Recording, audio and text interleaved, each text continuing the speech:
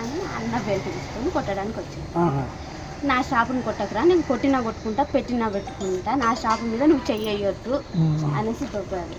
దొబ్బినా కూడా ఆగలేదు అన్న, మనోజ్ అన్న ఆగలేదు. దానివల్ల ప్రసాద్ దెబ్బ కొట్టిండు. అన్న సార్ ఏంటంటే కొట్టొద్దు నా షాపు, నేను భయం పెట్టుకుంటాను, కొట్టకురా అన్నాడు. ఇద్దరు దానివల్ల ఇక ఆ షాపు గురించి ఏదంతా గొడవ, తండ్రి కొడుకు నెట్టుకున్నారు. అసలు దెబ్బలు నాకు తెలిసి దెబ్బలు తగ్గలేదు, స్ట్రైట్ చేసుకున్నారు. దెబ్బలు తగినంత ఇది ఏం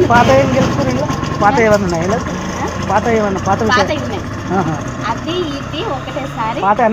తండ్రి కొడుకు అన్నదమ్ములకు మంచి గద్దలు ఉన్నాయి. మనం మౌనిక మేడం చేసుకోవడం ఇష్టం లేదు, ఫస్ట్ నుండి వాళ్ళకి ఇష్టం లేదు. దానివల్ల కొంచెం వాళ్ళు ఫస్ట్ నుండి డిస్టర్బెన్స్ ఆ విషయం కూడా. ఎవరికో బాబు ఉన్నాడు, ఆల్రెడీ బాబు ఉన్నాడు కాబట్టి వాళ్ళకి ఇష్టం లేదు. ఇంకా దానివల్ల అది జాబు వల్లనే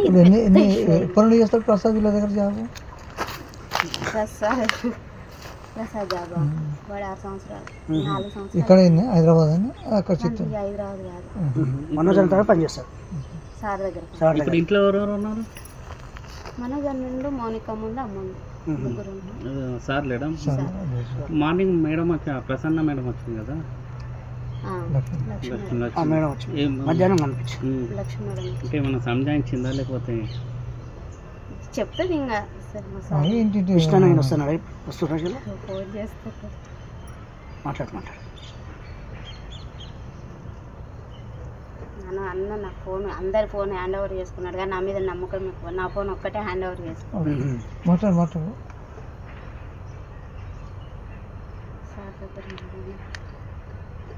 ఎన్ని గంటలకు అయింది? నైట్, శనివారం నైట్. అంతేనా? ఇక్కడ ఇంకా సారు ఇక్కడ ఏం జరుగుతుందో తెలుసుకోవడానికి ఫోన్ చేద్దాం అన్న. రాడు, నాకు తెలిసి మా విష్ణు అన్న రాడు. కానీ ఈయన భయం ఏంటంటే, విష్ణు అన్న ఏంటంటే సారు మీద చెయ్యి వేసినా ఎవరన్నా ఏమన్నా అన్న ఒప్పుకోడు. ప్రాణం తండ్రి కొడుకు పెద్ద కొడుకు చెయ్యేసిండు. అందుకని డాడీని ముట్టుకుంటావా అని కోపం ఉంటుంది అన్నకు, అంతే తప్ప. మొన్న వచ్చారు, టపాకాయలు కాల్చారు, పాపకు 1,00,000 రూపాయలు చేతిలో పెట్టాడు, మంచిగా ఉన్నారు. మనోజ్ అన్న పాపం